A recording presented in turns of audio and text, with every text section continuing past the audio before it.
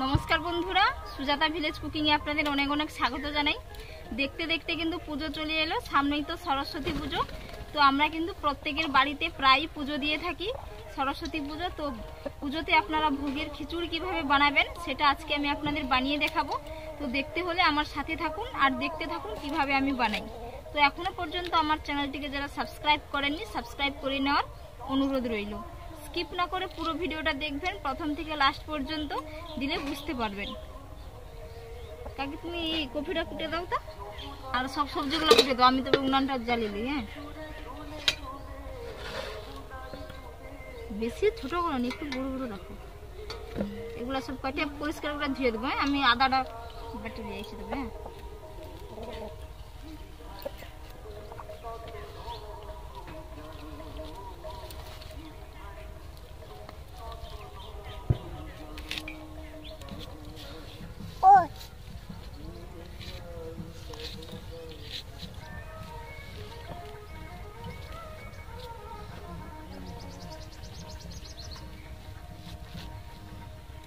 আদা বেটে নিয়ে চলে এসেছি। তো এবার সবজিগুলো ধুয়ে নেব।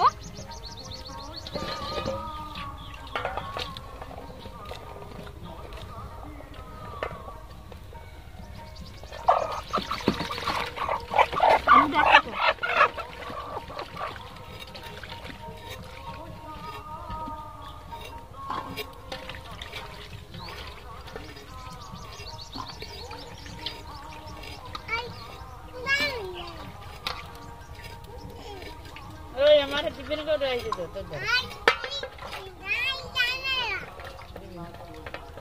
ये जे मार के ना चल ऐसे करने नहीं जाना। अरे फुकुनु का ना धुआं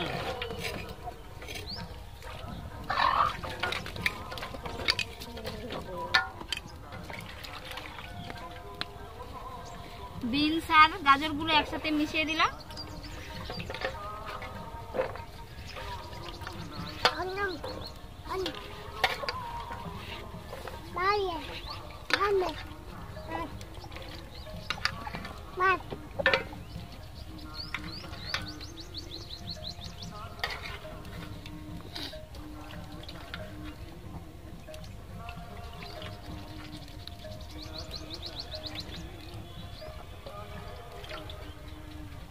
তো এবার আমি উনুনটা জ্বেলে নেব।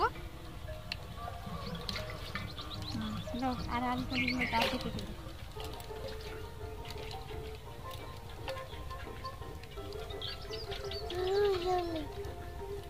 কি গো সোনু,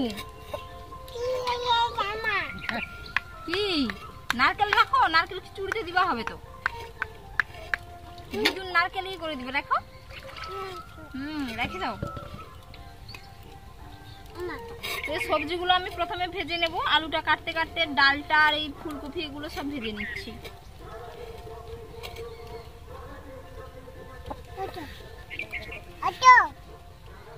डाल मागे तो मागे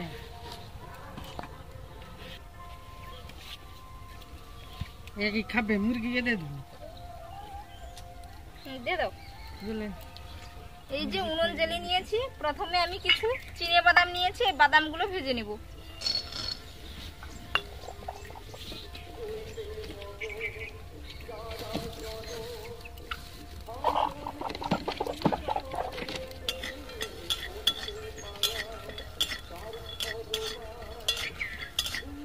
এই শুকনো খোলায় মুগের ডালটাও ভেজে নেব। বাদামটা ভাজা হয়ে গেলে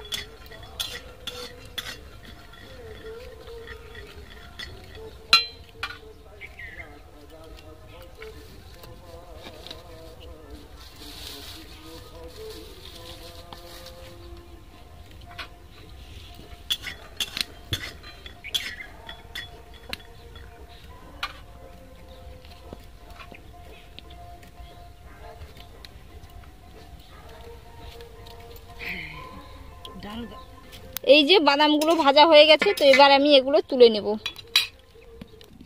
এই যে ডালগুলো নিয়েছি, এগুলো ভেজে নেব। তো আমি এখানে 250 চাল নিয়েছি আর 250 গ্রাম ডালও নিয়েছি। চাল ডালের পরিমাপটা একই রেখেছি।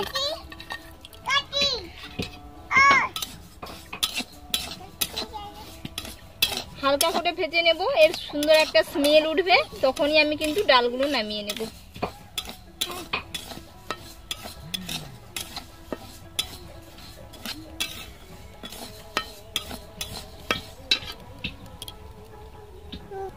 এই যে ডালগুলো ভেজে নিয়েছি, এবার আমি এগুলো তুলে নেব। খুব সুন্দর একটা স্মেল উঠেছে।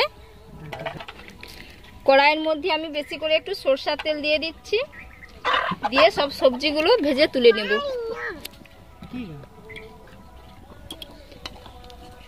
এর মধ্যে আমি কপিগুলো দিয়ে ভেজে তুলে নেব।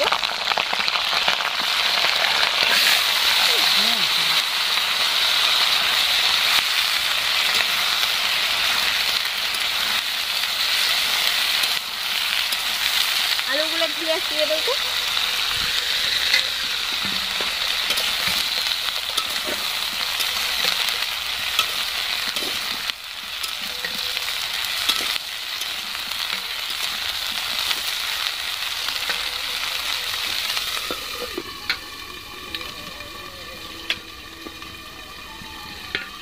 এবার আমি আলুগুলো দিয়ে দেব।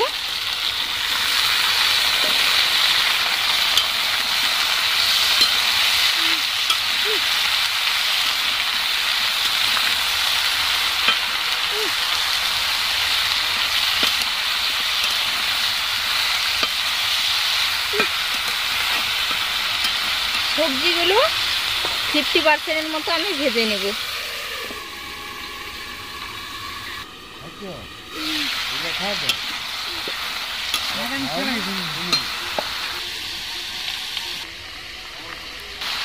এই যে আলু আর কপিগুলো অনেকটা ভাজা হয়ে গেছে, এগুলো তুলে নেব, দিয়ে বিনস আর গাজরগুলো ওগুলো ভেজে নেব।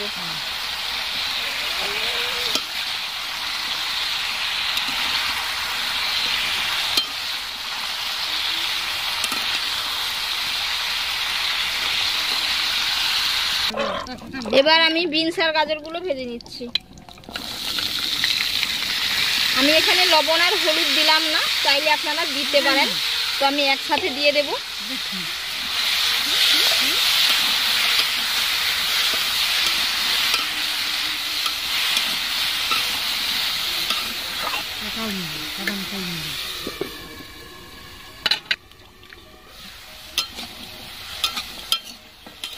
তো বন্ধুরা, বিনস আর গাজরটাও খুব সুন্দর করে ভেজে নিয়েছি, তো এবার আমি এটা তুলে নেব। খিচুড়ি রান্নার জন্য চুলাইতে আমি একটা হাঁড়ি বসিয়ে দিয়েছি। এই হাঁড়িতে রান্না করব আজকে। হাঁড়িতে এই যে হাঁড়ির মধ্যে জলও দিয়ে দিয়েছি, তো জলটা গরম হলে চাল আর ডাল আমি একসাথে দিয়ে দেব। যেহেতু আমি এখানে গোবিন্দভোগের চাল নিয়েছি, তো একসাথে দুটো দিয়ে দেব, চাল আর ডাল করে। জলটা গরম হয়ে গেছে, তো এবার আমি ধুয়ে রাখা চালটা দিয়ে দিচ্ছি।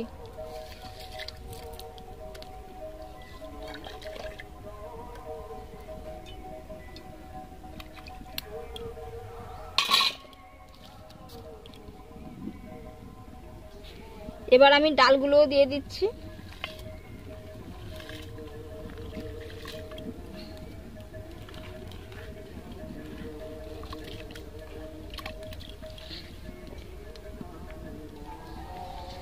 পরিমাণ মতো লবণ দিয়ে দিচ্ছি এবং হলুদটা দিয়ে চাপা লাগিয়ে দেব।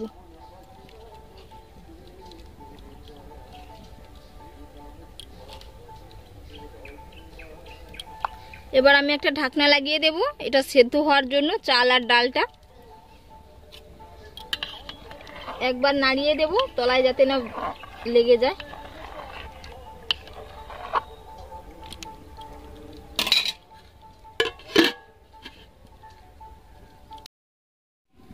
দেখে নেব কতটা সেদ্ধ হয়েছে।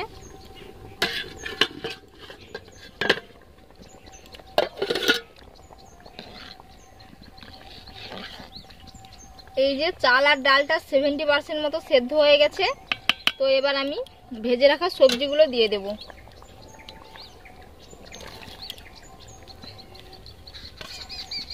মনে হচ্ছে হাঁড়িতে ধরবে না।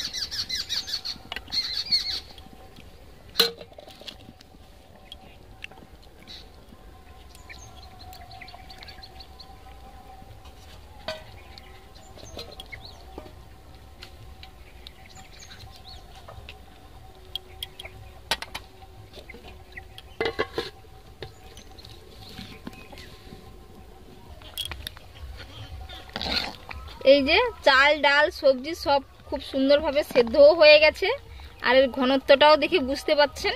তো এবার আমি এটা তুলে নেব, দিয়ে মশলাটা করে নেব খিচুড়িতে দেওয়ার জন্য। সরষের তেল দিয়ে দিচ্ছি মশলাটা করার জন্য।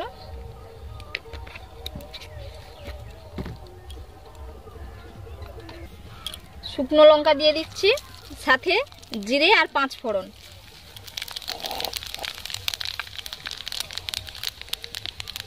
ফোড়নটা ফুটে গেছে, এর মধ্যে টমেটো কুচি দিয়ে দিচ্ছি। ঝালের জন্য একটু লঙ্কার গুঁড়ো দিয়ে দিচ্ছি, আদার পেস্ট,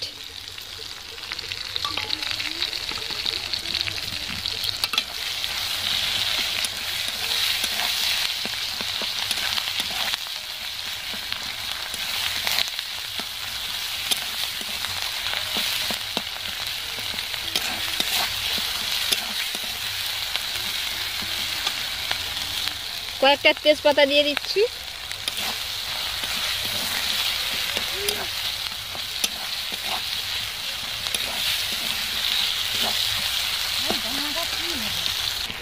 এই যে মশলাটা করা হয়ে গেছে, তো এবার আমি এটা তুলে নেব।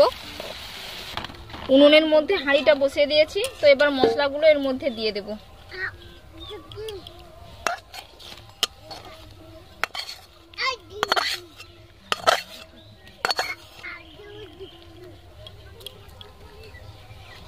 এর মধ্যে কিছু চিনে বাদাম আর নারকেল কুচি দিয়ে দিচ্ছি।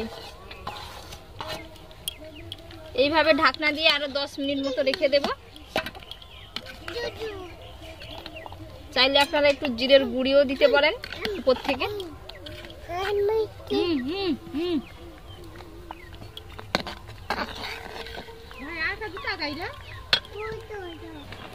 10 মিনিট ঢাকনা দিয়ে ঢেকে রেখেছিলাম। এই যে দেখুন খিচুড়িটা কত সুন্দর হয়েছে, কত সুন্দর একটা কালারও এসে গেছে। তো আমি একটা থালাতে করে বেড়ে দেখাচ্ছি।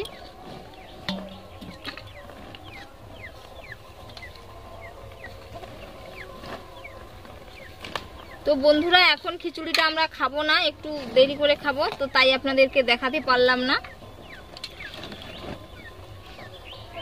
তো আজকের রেসিপিটা যদি আপনাদের ভালো লেগে থাকে অবশ্যই আপনারা কমেন্টে জানাবেন, এবং বাড়িতে অবশ্যই একবার আপনারা এইরকম রান্না করে